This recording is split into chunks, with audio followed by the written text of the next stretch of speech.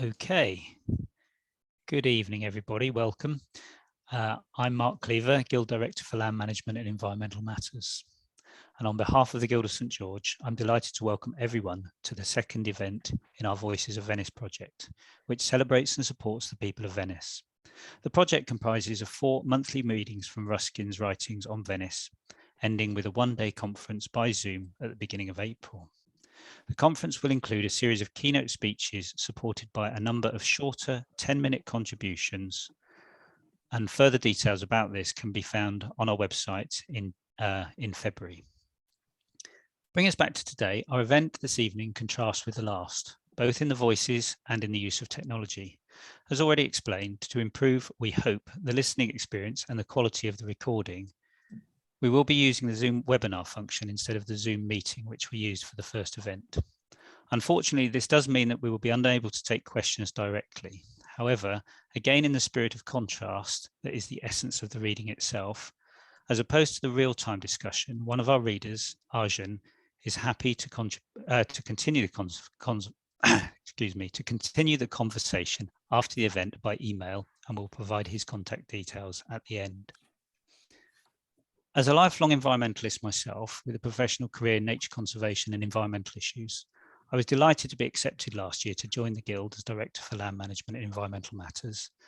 And it's through my work and interest that I'm aware of the challenges faced by the living community in Venice that have been particularly highlighted in the last 2 years. And also how the challenges there are an amplification of the big social and environmental challenges we all face today. And so I'm especially pleased to be involved with and support this series of events. And it's my pleasure to introduce our second set of voices as part of our monthly readings, GINEVRA Lo SCIUTO and Arjun Jain. Arjun. Good evening, everyone. I shall be speaking with GINEVRA, as Mark just now told you, and we shall be discussing Ruskin's The Two Boyhoods, text I've been resonating with quite strongly recently. To put the text into context, it is an essay within John Ruskin's quite famous 5-volume work entitled Modern Painters. He began it when he was just 24 in 1843, finishing it in 1860. It is, of course, full of the most precious gems you will ever see. Today, however, we will be reading but a selection of this essay, The Two Boyhoods. We shall be reading the first through to the 9th paragraphs and the final 24th paragraph. You will have the text before you, I understand now. To begin with, I should like to thank Peter Berman and Clive Wilmer very much to have invited us, especially as neither of us are really aware of the problem in Venice. Although, of course, GINEVRA does have first-hand experience of the cruise ship problem from her hometown in Sicily, Palermo. Also, I should like to add the disclaimer that neither of us are Ruskin scholars. In fact, I had not even heard of the name Giorgione before going through the text. But as will perhaps be clearer to you after our discussion, I haven't yet looked him up. I haven't felt the need to. Anyway, it is my pleasure to be handing the mic over to, and across the miles to Sicily, Italy, to GINEVRA. Good evening to everyone, and thank you, Arjun. I'm happy to speak today on such an important occasion, and I apologize immediately if my English is not perfect. I'm neither a specialist nor an expert in a complex and still current figure like Ruskin, but I accepted with joy and gratitude the invitation by my friend Arjun because of the urgency of which I am certainly not the only one to warn of a reflection of the risks incumbent in our time on the landscape, on the cultural heritage, and on the environment. A reflection in which political, economic, naturalistic, aesthetic aspect all emerge from time to time, but in which too rarely so it seems to me, the right emphasis is given. So let us begin with our reading of the two boyhoods. Ginevra, would Yes? you like Mark? Would you like Mark to introduce us? I think he's to provide some context to the audience who we are. Okay. Mark, would you like to do that? Okay. So Just sorry. I'm terribly sorry. I did actually. No. I intended to give you an introduction, which I forgot. So, so allow me, sorry, just to take us back a few moments to introduce Ginevra first. Ginevra is a conservator of cultural heritage based in Sicily, Italy.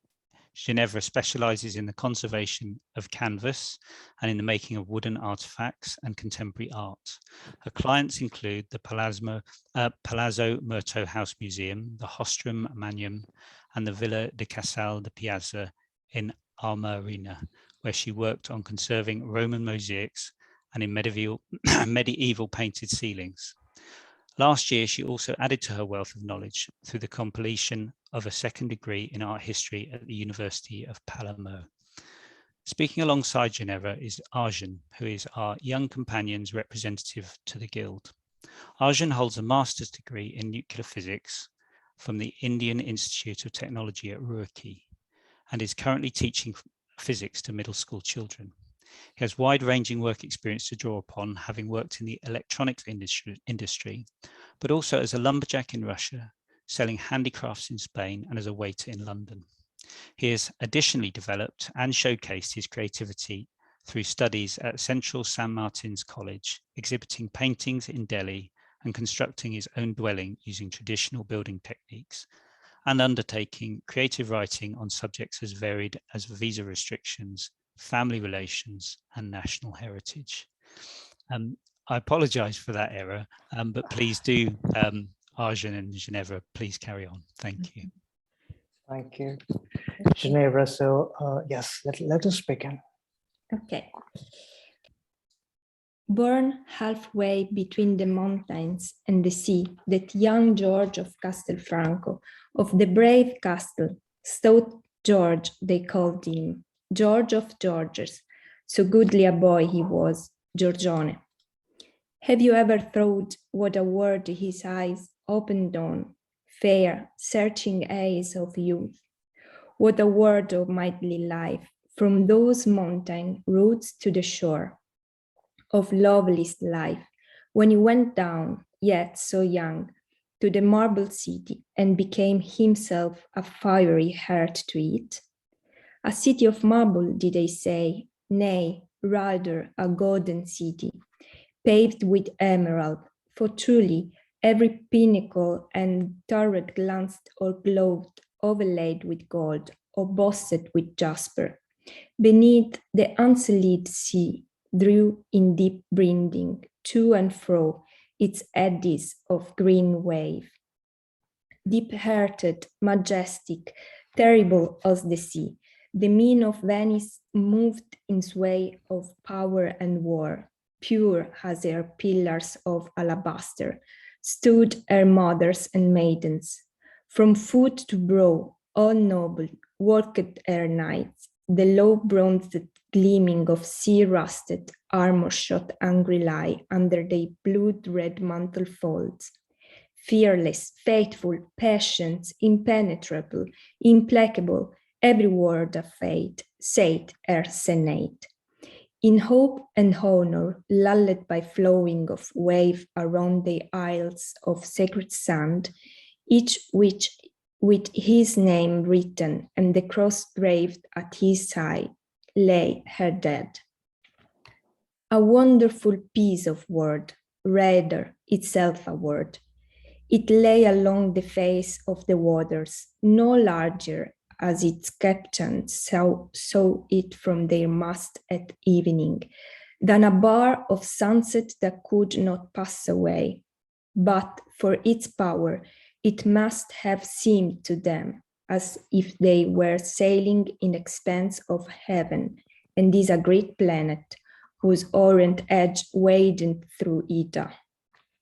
A word from which all ignoble care and petty thought were banished, with all the common and poor element of life.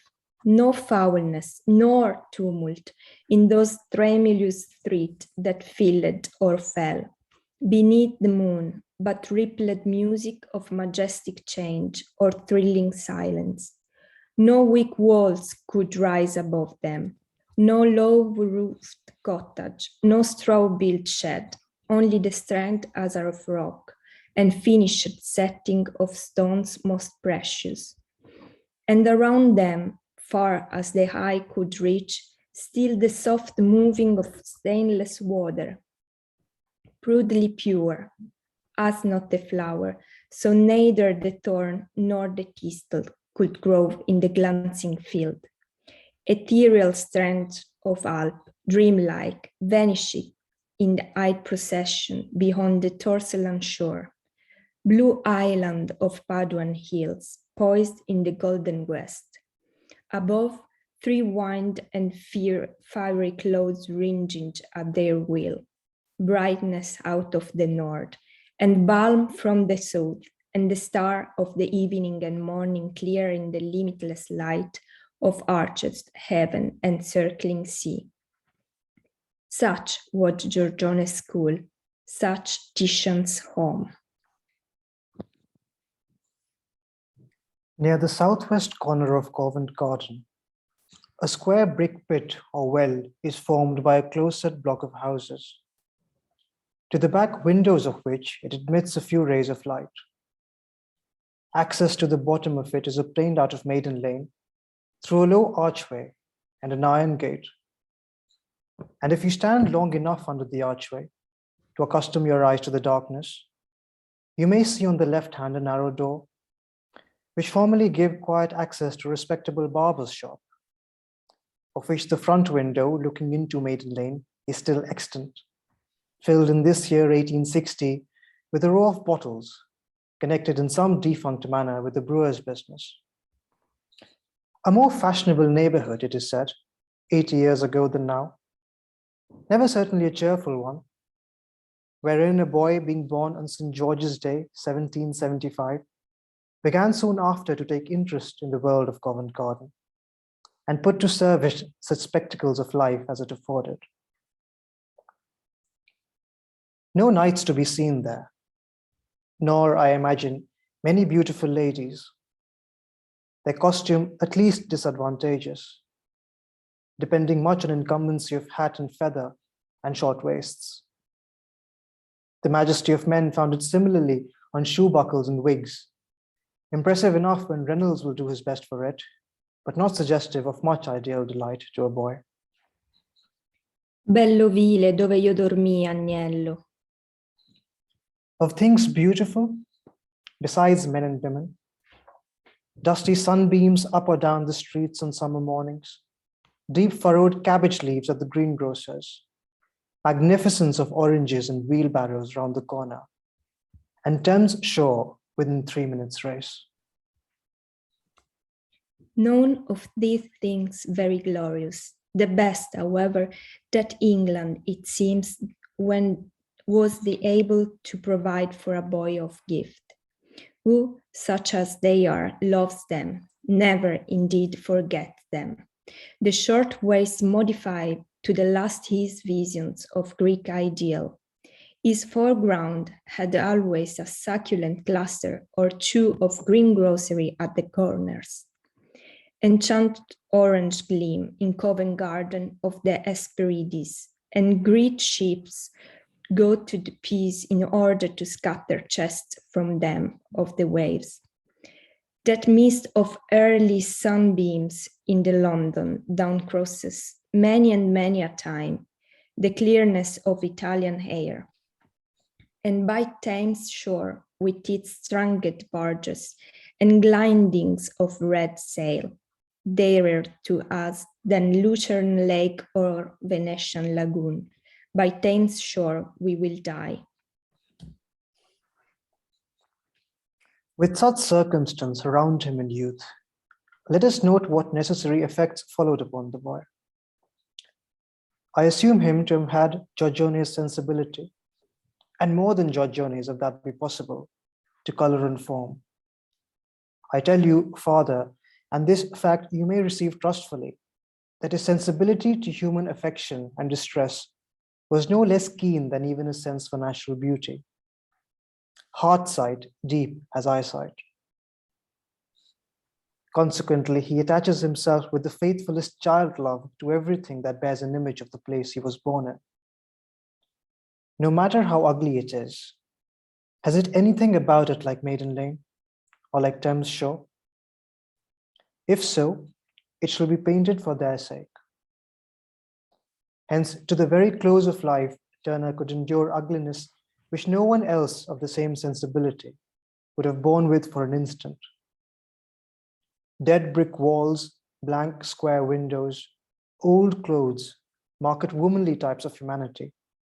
Anything fishy and muddy, like Billingsgate or Hungerford Market, had great attraction for him. Black barges, patched sails, and every possible condition of fog. You will find these tolerations and affections guiding or sustaining him to the last hour of his life. The notablest of all such endurances being that of dirt. No Venetian ever draws anything foul, but Turner devoted picture after picture to the illustration of effects of dinginess, smoke, soot, dust, and dusty texture. Old sides of boats, weedy roadside vegetation, dunghills, straw yards, and all the soilings and stains of every common labor. And more than this, he not only could endure, but enjoyed and looked for litter, like Covent Garden wreck after the market. His pictures are often full of it, from side to side. Their foregrounds differ from all others in the natural way that things have of lying about in them. Even his richest vegetation, in ideal work, is confused, and he delights in shingle, debris, and heaps of fallen stones. The last words he ever spoke to me about a picture were in gentle exaltation about his St. Gotthard, that litter of stones which I endeavor to represent. The second great result of this Covent Garden training was understanding of and regard for the poor, whom the Venetians we saw despised, whom contrarily Turner loved and more than loved, understood. He got no romantic sight of them, but an infallible one, as he prowled about the end of his lane, watching night effects in the wintry streets. Nor sight of the poor alone, but of the poor in direct relations with the rich. He knew in good and evil what both classes thought of and how they dwelt with each other. That mysterious forest below London Bridge. Better for the boy than wood of pine or grove of myrtle.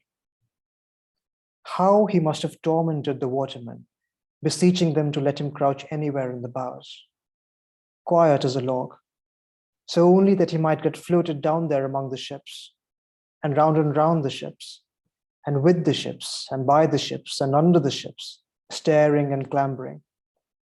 These, the only quite beautiful things he can see in all the world, except the sky. But these, when the sun is on their sails, filling or falling, endlessly disordered by sway of tide and stress of anchorage, beautiful unspeakably. Which ships also are inhabited by glorious creatures, red-faced sailors with pipes appearing over the gunwales, true knights over their castle parapets, the most angelic beings in the whole compass of London world. And Trafalgar happening long before we can draw ships, we nevertheless coax all current stories out of the wounded sailors, do our best at present to show Nelson's funeral steaming up the Thames, and vow that Trafalgar shall have its tribute of memory someday, which accordingly is accomplished, once with all our might for its death, twice with all our might for its victory, and thrice in pensive farewell to the old Temeraire, and with it to that order of things. Now, this fond companion with sailor must have divided his time, it appears to me, pretty equally between Covent Garden and Wapping. allowing for incidental excursion to Chelsea on one side and Greenwich on the other, which time we would spend pleasantly, but not magnificently, being limited in pocket money and leading a kind of poor jack life on the river. In some respect, no life could be better for a lad, but it was not calculated to make his ear fine to the niceties of language, nor form his moralities on an entirely regular standard.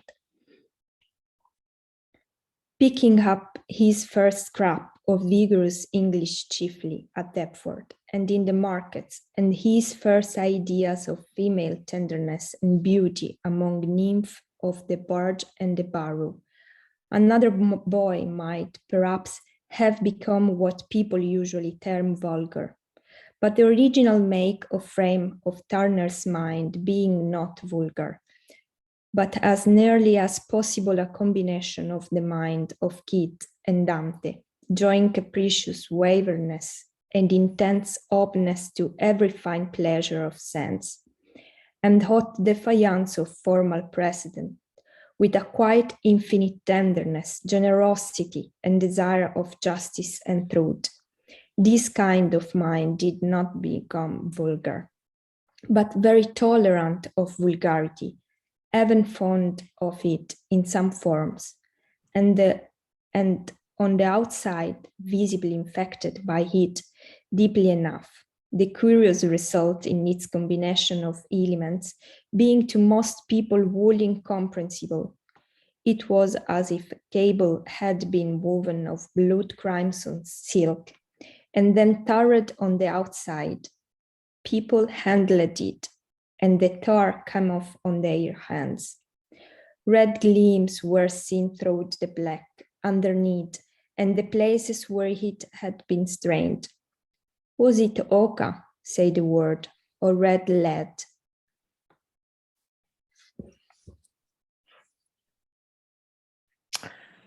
Thank you very much, Ginevra.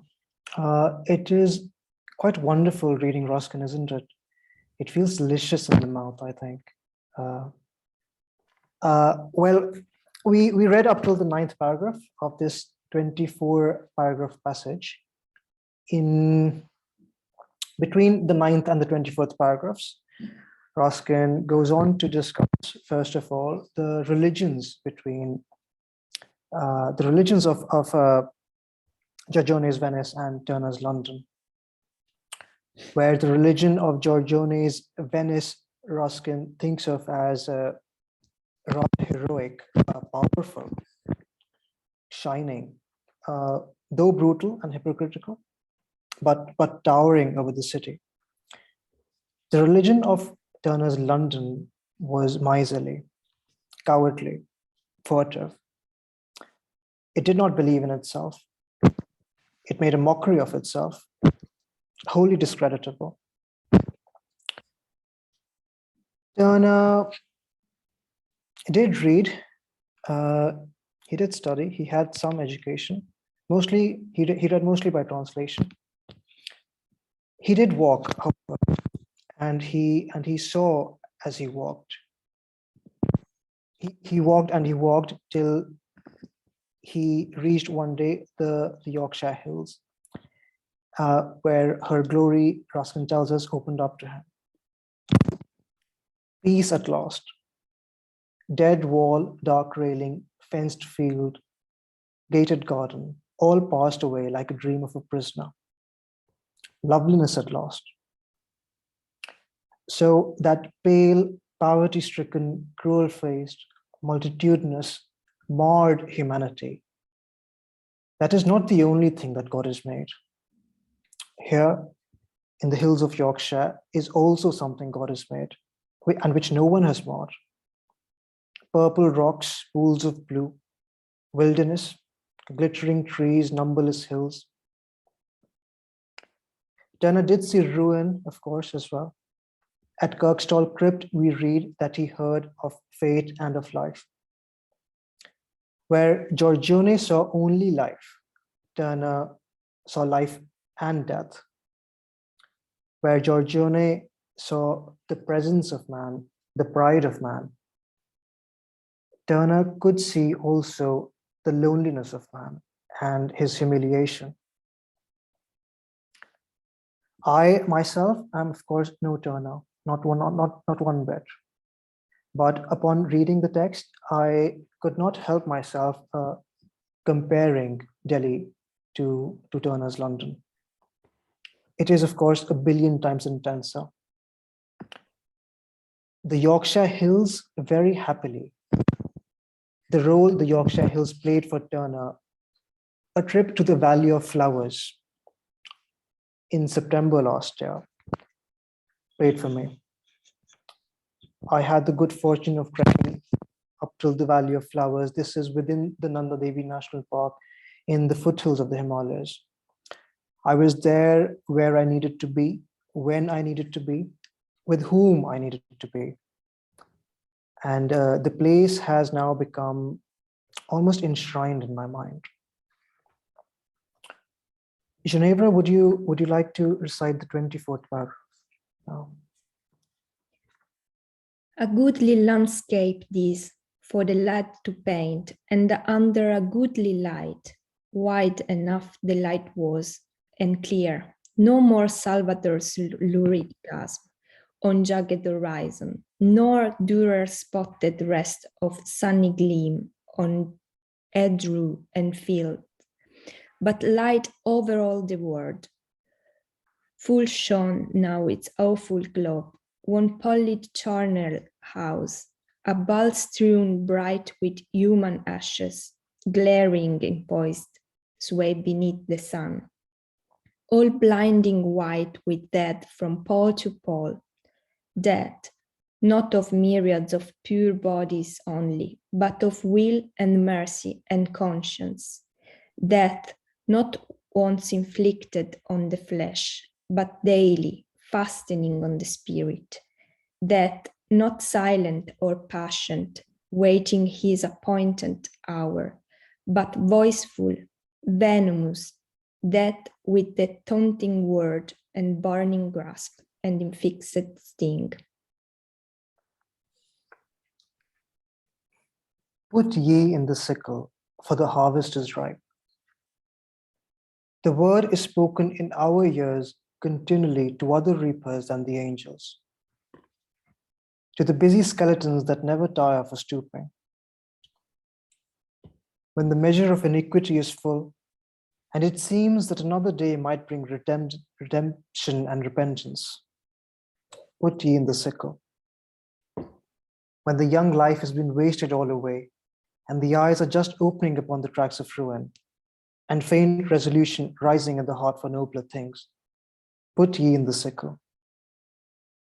When the roughest blows of fortune have been borne long and bravely, and the hand is just stretched to grasp its goal, put ye in the sickle. And when there are but a few in the midst of a nation to save it, or to teach or to cherish, and all its life is bound up in those few golden years, put ye in the sickle, pale reapers, and pour hemlock for your feast of harvest home. This was the sight which opened on the young eyes. This the watchword sounding within the heart of Turner in his youth. So taught and prepared for his life's labor, sat the boy at last lone among his fair English hills, and began to paint, with cautious toil, the rocks and fields and trickling brooks and soft white clouds of heaven. Right, so we have got to wonder, why put ye in the sickle? Why, despite full sight, despite full foresight, or perhaps because of it, pour hemlock for our feast of harvest home? We know the climate is changing. We know the effects of mass tourism. Why do anything about it? Ginevra, any thoughts? Thanks, Arjun.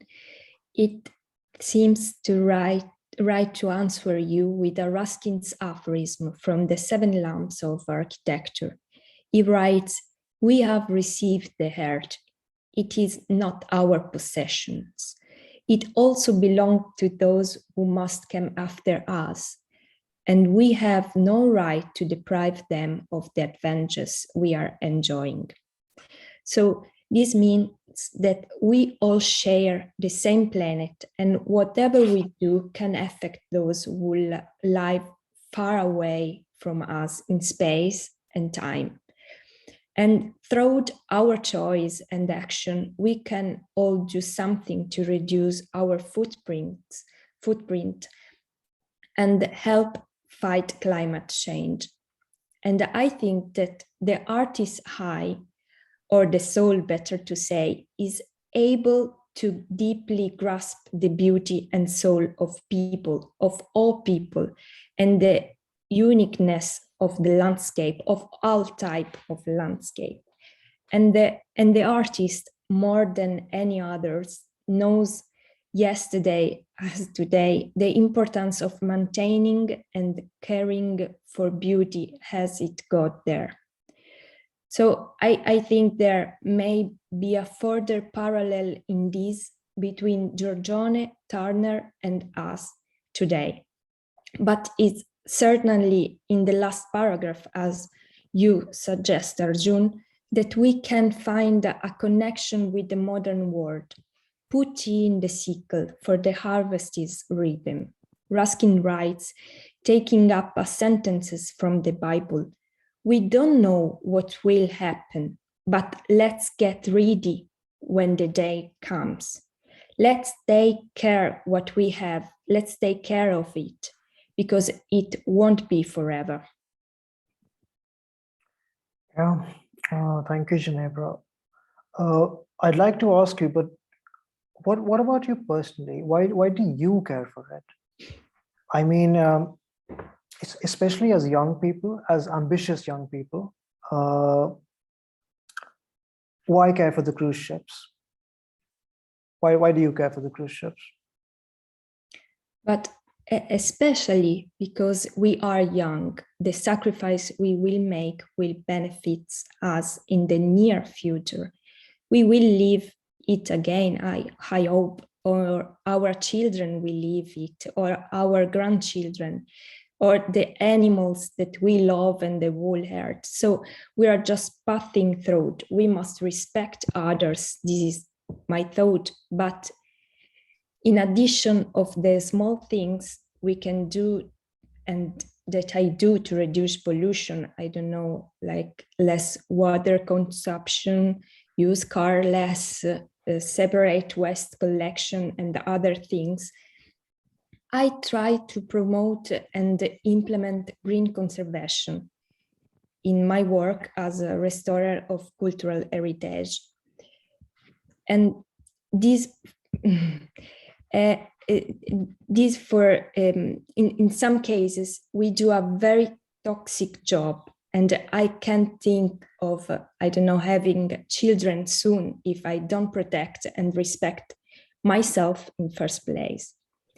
For example, in one of the last restoration work, the last repainting has been removed, avoiding the traditional use of organic solvent and employing a new non-pollution approach. The water cleaning method, more respectful toward the items, the worker and the environment, and using eco-friendly materials and technique that didn't create any hazardous waste product. Personally, Arjun, I think that the change must start from the individual. But to answer to your second question, so which is also an important theme of this event today, we care for the cruise ship. Well, I live in Palermo, a city that, like Venice, has a large port that welcomes thousands of tourists every day, who many arrive with their huge cruise ships. In Venice, large ships are causing damage primarily due to the high water that is invading the city, as we know, to allow tourists on the large ships to look at Piazza San Marco from above. And this is, for me, a shameful form of tourism. The pollution of port city, such as Palermo, largely derives from the parking of cruise ships moored at the piers. These floating cities must keep their engines running to function and ensure passenger service on board. And releasing toxic fumes that compromise the quality of the air, the environment, and the health of citizens. When I go there for a walk with my dog or with my friend, because there is a large park nearby, as you can see from the image, the air is unbreathable, and you can see black smokes from the ship's smokestacks. The monument near have black crust from pollution. And I think that it's absurd that such a serious problem has not yet been solved in 21st century. Thank you very much, Ginevra. Very, very interesting. You spoke about your hometown, Palermo. I should like to speak about India. I've often thought about the appeal of India, and often I have had to conclude that it is perhaps the most alluring piece of land on earth today.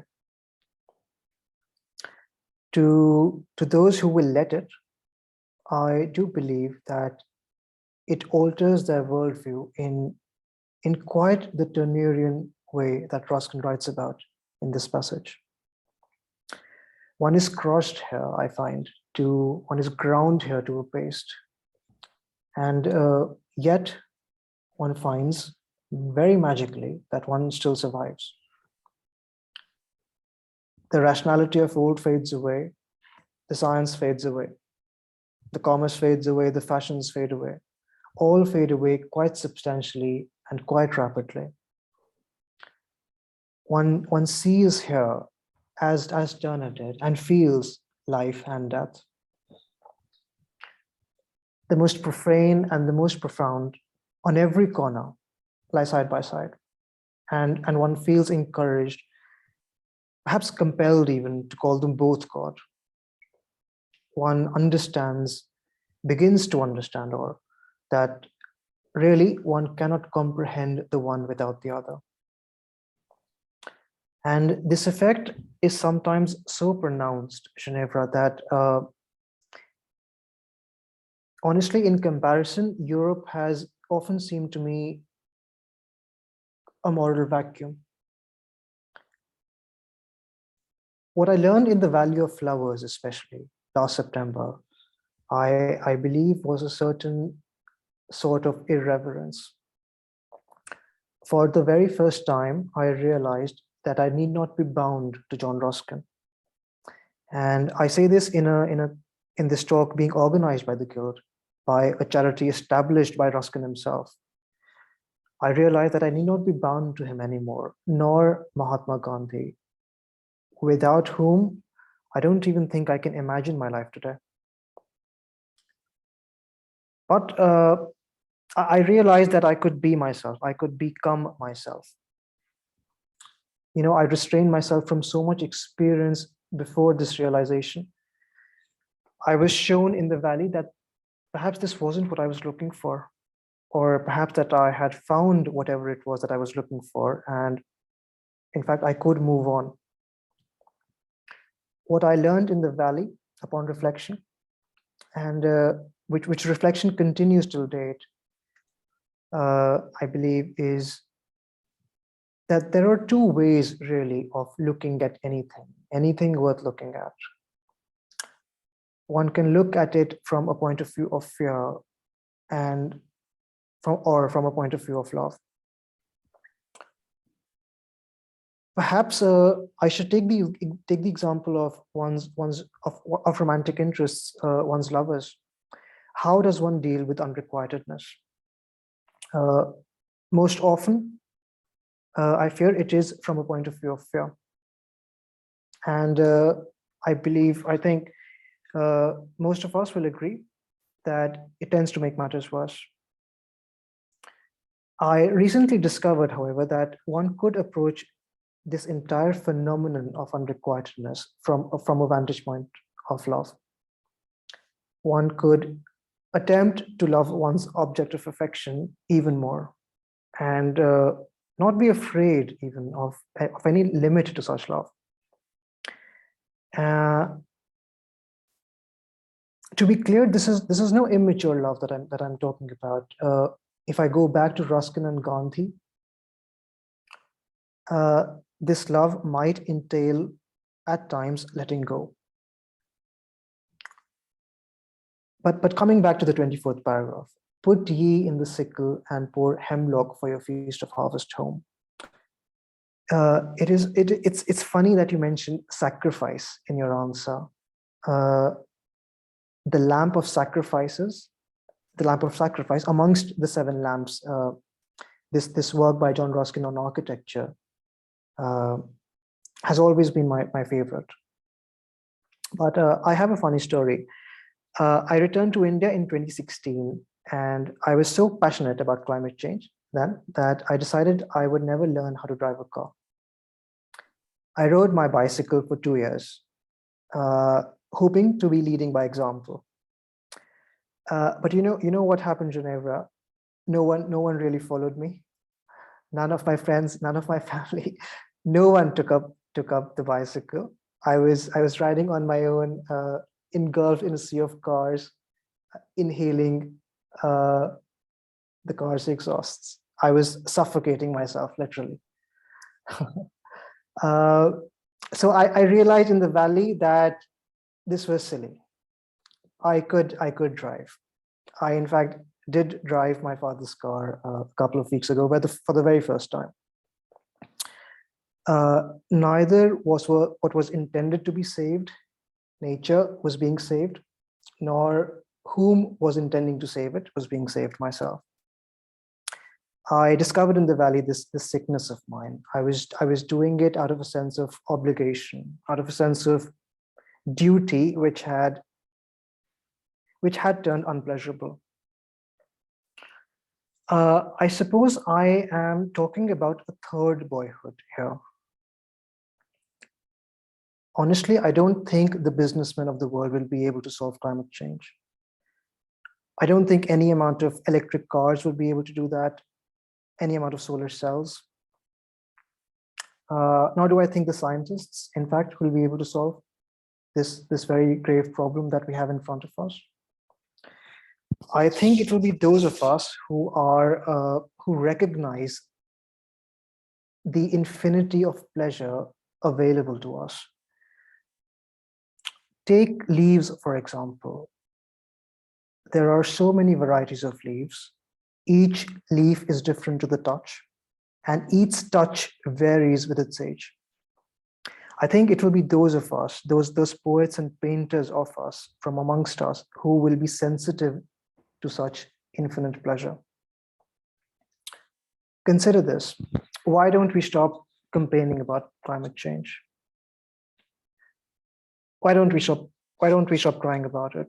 Why not try smothering this ugliness with beauty of our own creation? Why don't we sing and dance more? Why don't we paint more, write poems more? Indeed, why don't we strip naked and swim in streams and valleys of flowers more? I think that is what we want to do, really. That is all we all want to do. I think we have forgotten how to love. That is the problem. We don't know what that means. We don't truly love the earth. We wish to possess it. All this talk of climate change, I think, is a manifestation of our fear of not being able to exploit it forevermore. this concept of love is very interesting. I have chosen as a motto for my own John Ruskin manufactory here in Delhi, a line by Dante, which was a favorite of Ruskin's as well. This is from the Divine Comedy. In English, it translates to, "You who judge the earth, give diligent love to justice." Give diligent love to justice. Diligent love. Thank you very much.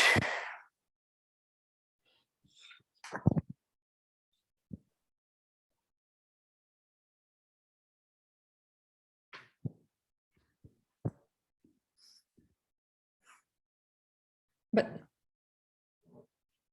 no. Mark, Mark, we are not able to hear you. There we go. Okay. Getting used to the technology. Thank you. Thank you very much, both of you. And I'm sure everyone will agree that's been a very enjoyable and thought-provoking evening of reading. For me, not a scholar of Ruskin, I found Arjun and Ginevra's approach to the reading a really interesting interpretation of the text. And there are a few things there that in the discussion that gave it real relevance to the challenges of today. I just made a couple of notes as we were talking, as you were talking there. The strong, interestingly, really strong parallels with the work I'm involved in today. There's a project called Nature Isn't Neat, and in paragraph 6, you mentioned the weedy, or Ruskin mentioned the weedy roadside vegetation. I'm engaging with local communities across Southeast Wales to value beauty, not just in the structured and orderly as they've been used to in sort of amenity parks and gardens, but in the unkempt, the dirty, the neglected.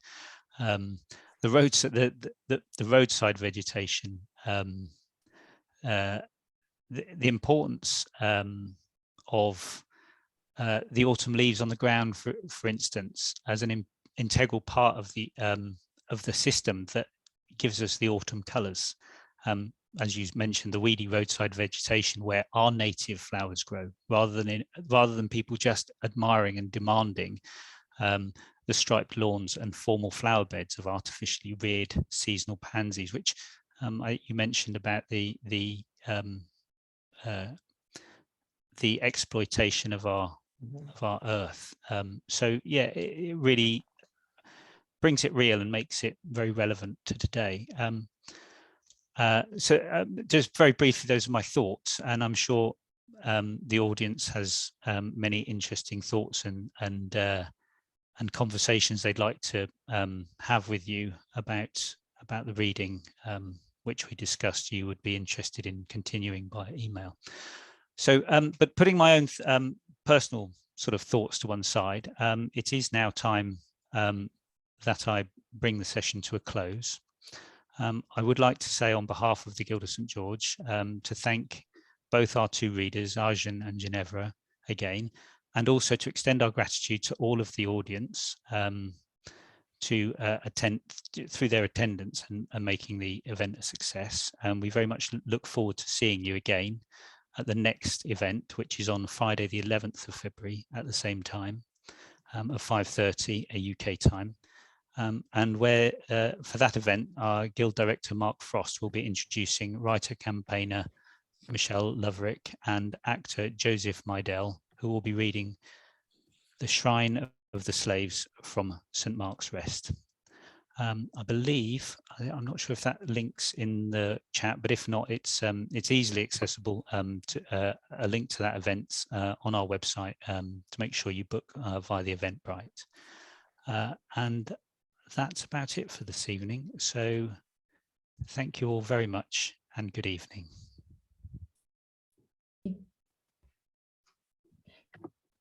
Bye.